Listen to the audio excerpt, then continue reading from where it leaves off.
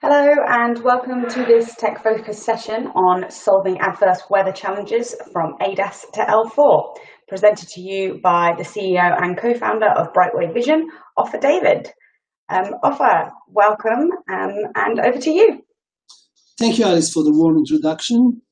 I will just share my screen so we can see my presentation.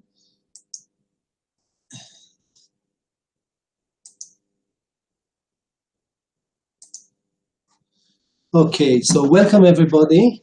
I'm Ofer David, as just said. What I want to share with you today is GatedVision solution to harsh weather condition. The product is called Wisdom, and it has several configurations, but we're going to focus on the automotive configuration. And it actually is intended to solve adverse weather imaging. We are dealing with imaging under the assumption, which most of you will agree, that an imager will be an integrated part of the sensor suite for an L4 safety system or control system, also for ADAS. Okay, so why are we all here? I first of all want to reach a common base with everyone, and especially if you heard the previous talk from Jan-Erik from Vernier, which showed the limitation of imaging systems in harsh weather conditions. So we want to reach a common ground that about 65% of the time, the imaging system on your car is useless. You cannot use it because you will have snow, you might have fog, you might have rain, it will not operate. And of course, you have darkness at night, so that will not enable you also to work with your imaging system. There were reports which just came out from the AAA and also from NHTSA about casualties at night on one hand, and the ineffectiveness of other systems at night from the AAA. So it's not solved, it's an issue that we have to deal with. And as we know, most of the casualties are at nighttime. And what GatedVision is intended to do with its GatedVision technology is to get rid of this limitation and to provide, as much as possible, 100% of the time imaging to the automotive industry. And what we can provide, imagine that you can have this picture at nighttime. This is taken at total darkness. It enables you to see 250 meters. The brightness is uniform, and you can have that in bad weather as well.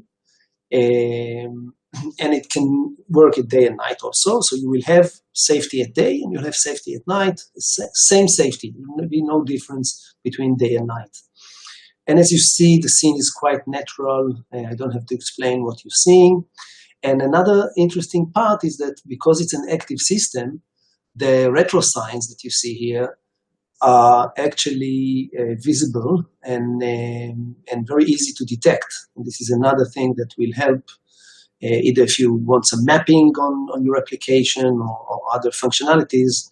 This definitely can help to locate those traffic signs. So how does it work? Let's see how this works. So gated imaging is actually a time of flight sensor, but we call it a pseudo time of flight because we're not using very short pulses. We're using variable width pulses. The pulses are not constant. The system composes of mainly two units. The first one is the CMOS imager located usually behind the rearview mirror. The second one is an illuminator. We're using a laser because of its unique features that we make use of. And then it's like a radar works. We send a pulse of light, we accumulate, but we predetermine the opening time of the camera, which is the major difference and the major differentiator from LiDAR, because we predetermine the opening of the camera, and therefore we have slices in range. So actually we can create different frames, and each frame will represent a different range, as will be seen in the next slide. So you see that we can create several slices. This can be programmable on the fly, frame to frame. So based on varying the number of pulses, the pulse width, the pulse shape can be also controlled, and the opening of the camera and the delay between the two, we can create actually slices in range. So for example, if you have a scene that you have a pedestrian with his dog at 30 meters, you have a cyclist at 55 meters, and let's say you have a car at 90 meters. So we can create slices. Each slice will give you information only from this specific range. Let's say, for example, 20 to 50 meters and 40 to 70, let's say. So here you will see only the pedestrian with the dog. Here you will see only the cyclist. And here you see only the car. On top of that, we can create another frame that enables you to see the whole depth of field, the full range from 250 meters down to 20 meters. We can compensate for the 1/r² drop in intensity by using different number of pulses to each of these slices. And we can control, as we said, the shape of the sensitivity versus range. And this, you'll see in the videos that I will show shortly, this creates a uniform illuminated scene. This also helps to get rid of backscatter. So let's say I have fog in the short range. I can control the first slice, which is the dominant limiting factor in fog. I can control it to reduce the backscatter. So I can control the foreground, I can control the background. I have the target with no background. That brings you a very nice contrast to the image. We change the pulses not only because of range, but sometimes also because of weather. I will explain it as I go through the videos. So let's see the first example. Let's start with just plain darkness. There's no bad weather here, just plain darkness. And this is a video, and there is a pedestrian. So you see the nice scene, you see it's illuminated uniformly. Take into account that it's made out of 1,000 exposures. It's not a single exposure. Now, another feature that I want to emphasize here is the fact that since we are putting the illuminator down in the bumper, in the lower part of the bumper, close to the headlights, and we're putting the camera close to the rear view mirror, so we have a parallax between the two, and that creates a shadow. So the contrast, if you have something in the background of the pedestrian, the contrast will always be very nice because it's against the shadow. So your AI algorithms will detect it much easier than when you have high contrast. If the pedestrian is just standing on the street and there's no background, so that's even better because you will detect it against nothing the same way. This is a reference camera, and it's a 12-bit camera, so to represent what you see with your eye, what your current imagers are able to see. And I think that the image is quite self-explained, so you see the advantage of gated imaging here. Let's take another example, but another application of nighttime, and this is detecting a small box on the road.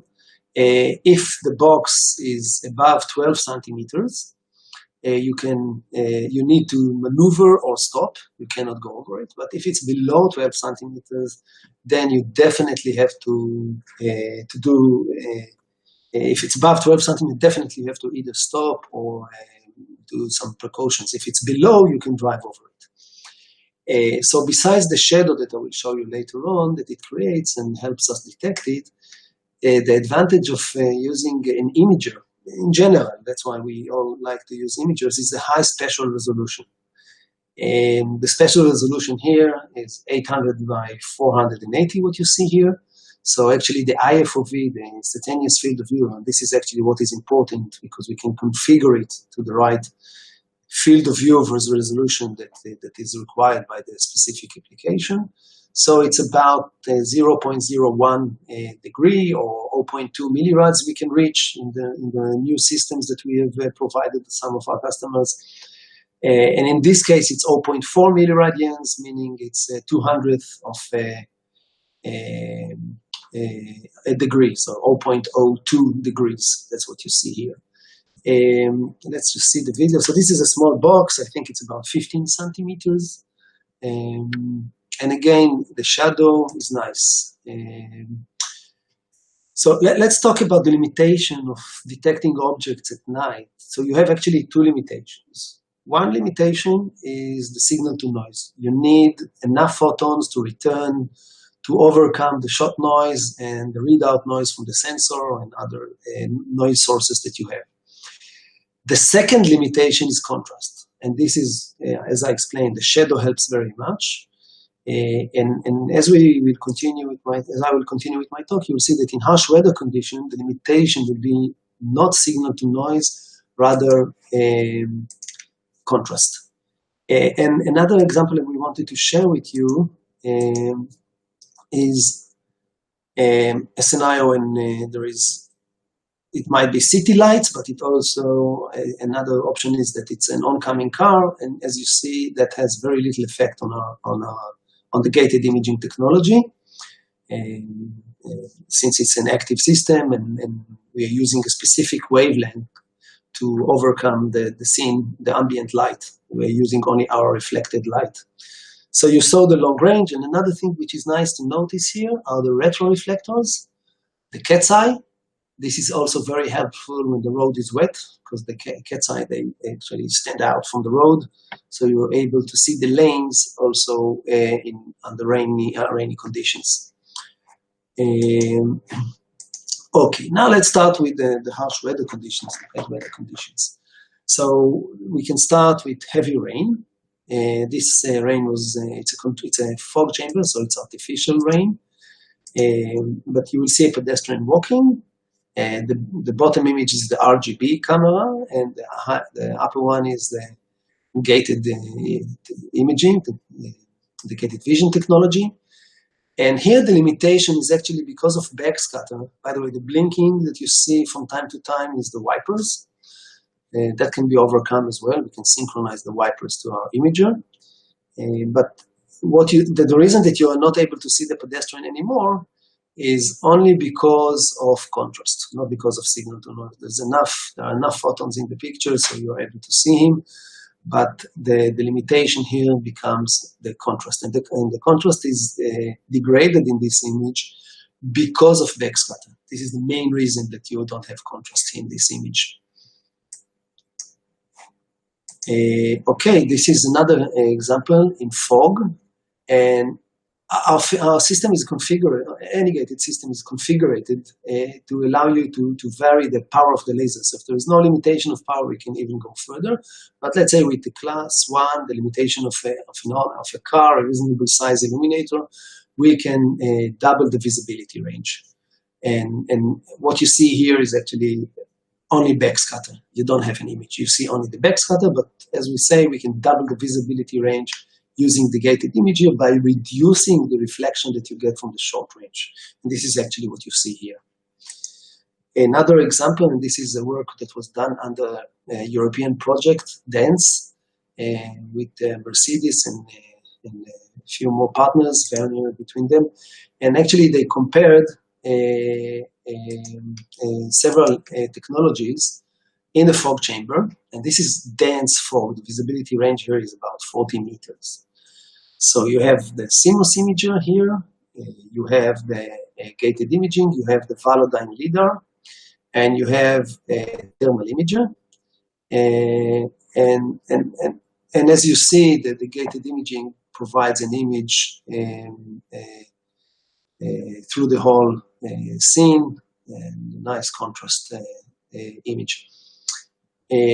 We are also evaluating SWIR under those conditions. We think that 808 is slightly better, and I will address it later. But we will have more results in the near future because we are entering the program that will evaluate gated SWIR versus gated 808 and see what can be done there. In order to finalize the weather conditions, so we had fog, we had rain, now we have to show snow to cover all weather conditions. And this is again coming from the DANCE project. It's from the north of Sweden. And what you have here is the full gated image, and you have the 3 slices that actually build up this image. And you have the reference camera, the onboard camera. And as you see,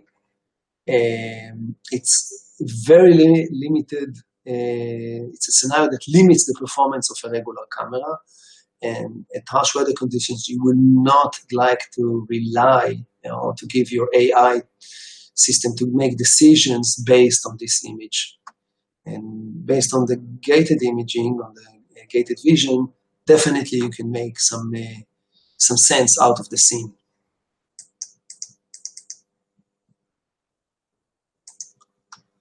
Okay, so I think we covered 3 conditions of bad weather.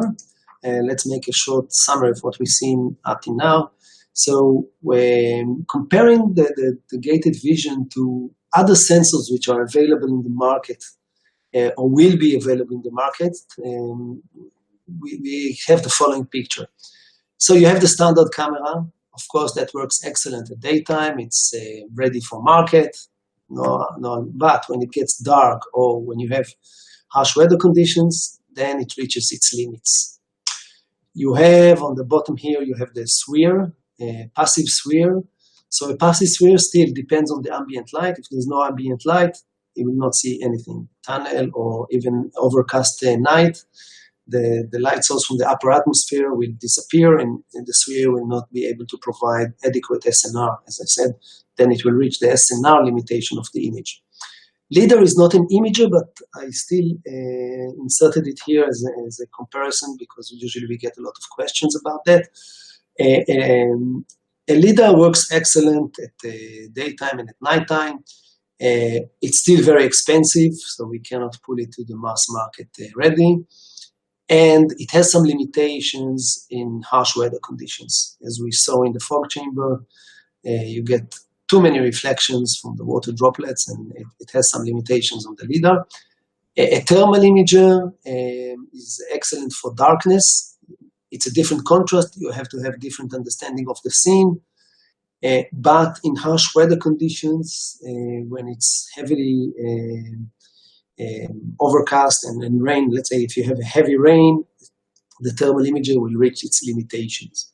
And then you have the gated vision. What we found up to now that it works very nice in extreme weather conditions that I just showed you, and it's market ready. We have already serial order. I'll explain it in the next slide.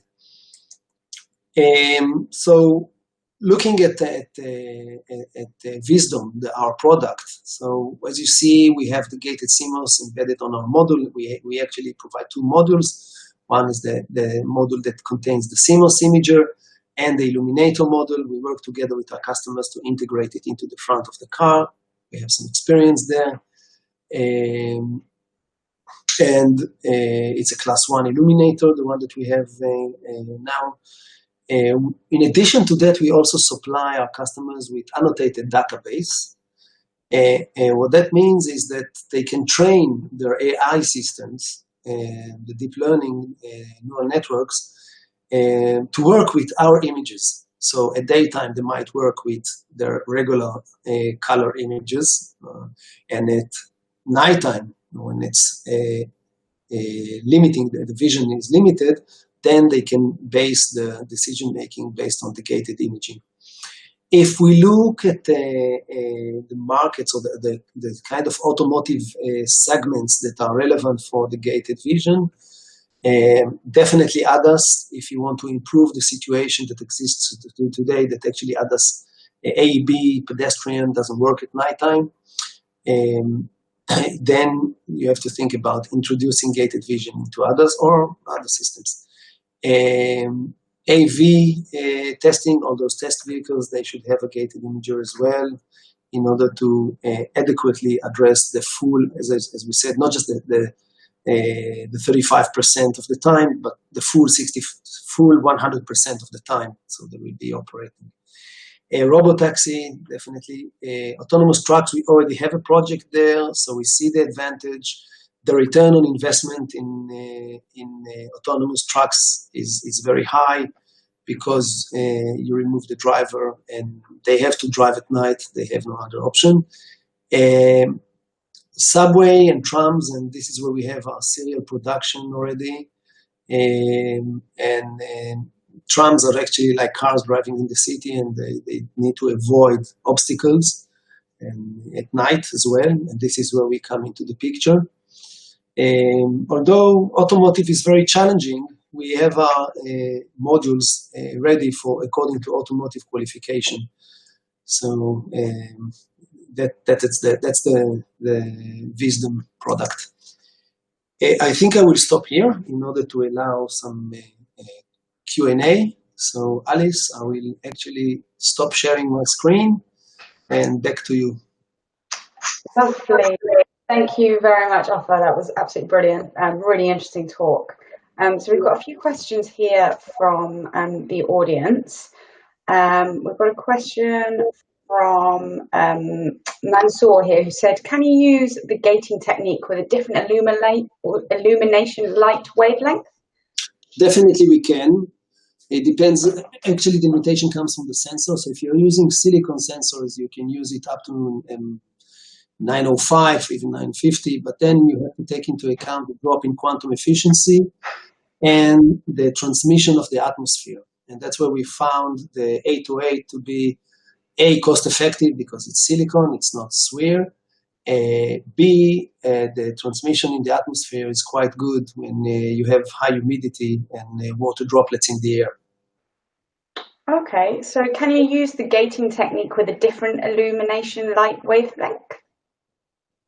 Yes, definitely we can, as I said. Yes, we can use it. And what's the maturity of gated imaging compared to SWIR?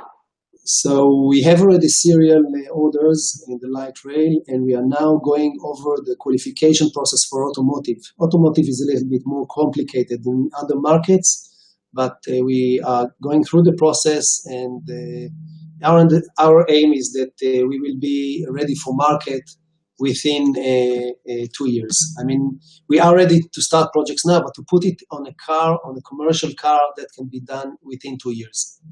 Okay, and do you think that gated imaging alone is enough to cover all use cases, or a combination with other sensors is necessary?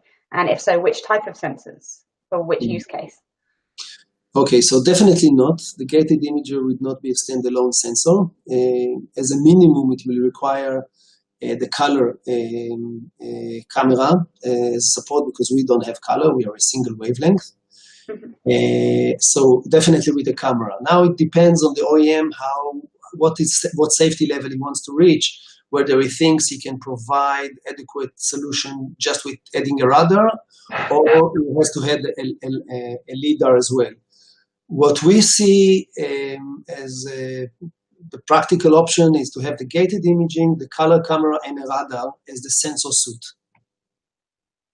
Okay, that's I understand that. Okay, and what about we've got a question here about the sunlight and how, and like he's saying about 100 kilolumens. Yeah, 100 kilolux, yes. So definitely the CMOS sensor can work at daytime.